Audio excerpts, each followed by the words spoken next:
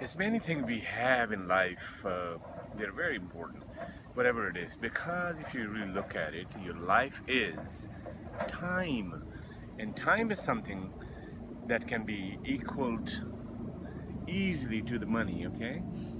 And regardless of what we think or don't think, one thing for sure, time is a very valuable, very important thing in any universe there is.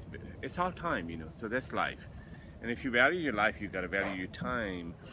And again, one more thing that always enforce, always re-emphasize, that your personal health has everything to do with your life, your time, your money, your success, your happiness, anything you can imagine of it. Their personal health has to do something with that, and that's very, very important to understand that. Normally, we're just busy, we're doing this, we're doing that. That's important. We need to do this for him, that for him. We need to make her happy, him happy, this happy, that happy. So we created a lot of happies. I didn't create a lot of happies. It doesn't matter. What matters is you're still unfulfilled inside. And guess what? That unhappiness that's inside you, it never shows.